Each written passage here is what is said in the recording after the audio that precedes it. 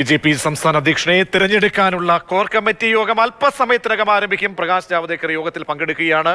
K Surendran തുടരുമെന്ന് ഔദ്യോഗിക വർഷം പറയുന്നുണ്ടായെങ്കിലും എം.ടി. രമേശ്, രാജീവ് ചന്ദ്രശേഖർ, ശോഭാ സുരേന്ദ്രൻ, RSS നേതാവ് എ ജയകുമാർ എന്നിവരുടെ പേരൊക്കെ പരിഗണിക്കപ്പെടുന്നുണ്ട്. പ്രശാന്ത് കൃഷ്ണ ചേരുന്നുണ്ട്.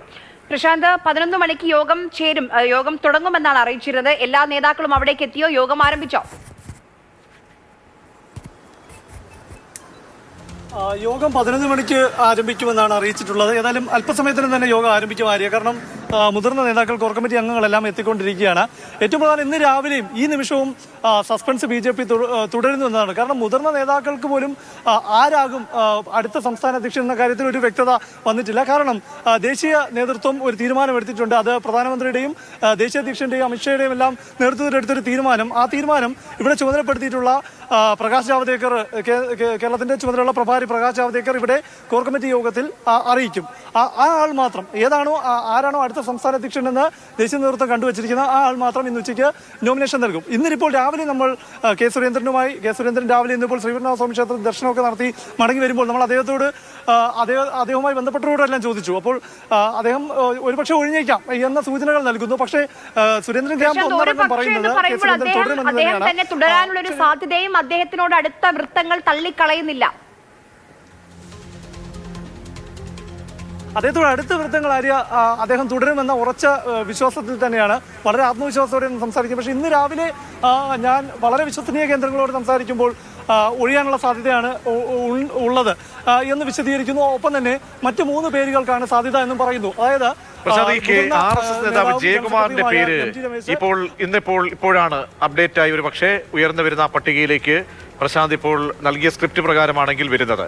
അത് എന്തുകൊണ്ടാണ് അങ്ങനെ ഒരു സാധ്യത കൂടി ഈ സാധ്യതാ പട്ടികയിലേക്ക് വരുന്നത്? പ്രതീക്ഷ അതൊരു സാധ്യതാ പട്ടികയായി കാണാൻ സാധിക്കില്ല. പക്ഷേ കേരളത്തിൽ RSSന്റെ നിയന്ത്രണത്തിലുള്ള ഒരു സംസ്ഥാന അധ്യക്ഷൻ വേണമെന്ന അതാണ് കണക്കുകൂട്ടലെങ്കിൽ ജയകുമാറിനൊരു സാധ്യത ഉണ്ട്. കാരണം ഈ RSSന്റെ ശാസ്ത്ര വിഭാഗവുമായി ബന്ധപ്പെട്ട നേതാവാണ്. നമുക്കറിയാം ഈ സമീപകാലത്ത് ADGPയുമായി ബന്ധപ്പെട്ട വിഷയങ്ങളിൽ RSSന്റെ കേരളത്തിന്റെ മുതിർന്ന നേതാവെന്ന് മാത്രമല്ല ദേശീയ തലത്തിലുള്ള നേതാക്കളുമായെല്ലാം വലിയ ബന്ധമുള്ള ആളാണ് ഈ എ ജയകുമാർ. അപ്പോൾ ഈ ജയകുമാറിനെ സംസ്ഥാന അധ്യക്ഷ സ്ഥാനത്തേക്ക് പരിഗണിക്കുമെന്ന് നമുക്ക് ഈ ഘട്ടത്തിൽ ഒരിക്കലും ചിന്തിക്കാൻ സാധിക്കില്ല. പക്ഷേ ഒരുപക്ഷെ സംഘടനാ സെക്രട്ടറി ആയെല്ലാം അദ്ദേഹം വന്നാലും അത്ഭുതപ്പെടാനുമില്ല. ഇത്തരം സാധ്യതകളെല്ലാം തന്നെ മിനിമം വനിതാ അധ്യക്ഷ ഉണ്ടാകണമെന്നുള്ളൊരു തീരുമാനം BJPക്കുണ്ട്, BJP ദേശീയ നേതൃത്വത്തിലുണ്ട്. അങ്ങനെയാണെങ്കിൽ ശോഭാ സുരേന്ദ്രന്റെ സാധ്യത എത്രത്തോളമാണ് പ്രശാന്ത്? ശോഭാ സുരേന്ദ്രൻ കേരളത്തിൽ നിന്നുള്ള ഏറ്റവും മുതിർന്ന വനിതാ നേതാവാണ്. ദേശീയ എക്സിക്യൂട്ടീവിലേക്ക് ആദ്യമായി തെരഞ്ഞെടുക്കപ്പെട്ട വനിതാ നേതാവാണ് ശോഭാ സുരേന്ദ്രൻ. അതിനപ്പുറം അവർ മത്സരിച്ച ഓരോ തെരഞ്ഞെടുപ്പിലും അവരുടെ ഗ്രാഫ് ഉയർത്തിക്കൊണ്ടുവന്നു.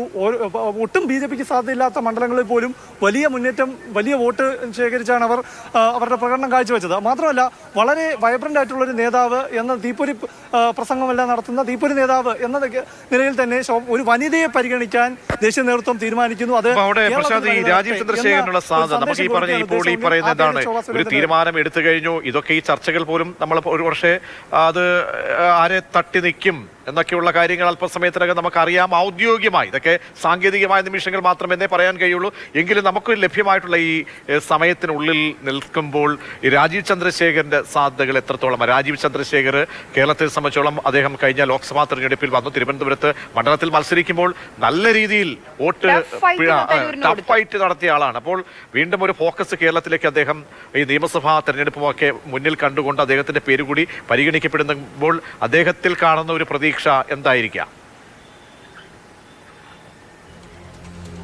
ഈ കെ സുരേന്ദ്രൻ തുടരില്ല അല്ലെങ്കിൽ ഒഴിഞ്ഞേക്കുമെന്ന് ചില വിശ്വസനീയ കേന്ദ്രങ്ങളെ ഉദ്ധരിച്ചു വേണമെങ്കിൽ നമുക്ക് പറയാം. പക്ഷേ ദേശീയ നേതൃത്വമാണ് ഇക്കാര്യത്തിൽ അന്തിമമായി, അതും ഏറ്റവും അവരുടെ ടോപ്പിലായിട്ടുള്ള BJPയുടെ ഏറ്റവും ടോപ്പ് നേതാക്കളാണ് ആ തീരുമാനം എടുത്തിരിക്കുന്നതുകൊണ്ട് നമുക്ക് ആ തീരുമാനം ഒരു നോമിനേഷൻ ഇന്നാൾ കൊടുക്കട്ടെ എന്ന് കോർ കമ്മിറ്റി യോഗത്തിൽ നിർദ്ദേശിക്കുന്നവരെ അന്തിമമായി നമുക്കത് സ്ഥിരീകരിച്ച് പറയാനും സാധിക്കില്ല. അപ്പോൾ രാജീവ് ചന്ദ്രശേഖരന്റെ കാര്യം എടുത്താൽ രാജീവ് ചന്ദ്രശേഖർ ഇപ്പോൾ കേരളത്തിൽ ഒരു രാഷ്ട്രീയത്തിനപ്പുറത്തേക്ക് ഉള്ള ജനവിഭാഗങ്ങളെ ആകർഷിക്കുക, അല്ലെങ്കിൽ ഒരു പുതുതലമുറയെ ആകർഷിക്കുക, അല്ലെങ്കിൽ അത്തരം കാഴ്ചപ്പാടോടുകൂടി ഒരു നേതൃത്വം വരട്ടെ എന്നതാണ് ദേശീയ നേതൃത്വത്തിന്റെ കാഴ്ചപ്പാടെങ്കിൽ അവിടെ പുതുമുഖമായ രാജീവ് ചന്ദ്രശേഖരനെ പരീക്ഷിക്കുകയും പ്രത്യേകിച്ചും ലോക്സഭാ തെരഞ്ഞെടുപ്പിൽ രാജീവ് ചന്ദ്രശേഖരനെ മത്സരിപ്പിച്ചത് എങ്ങനെയാണ്?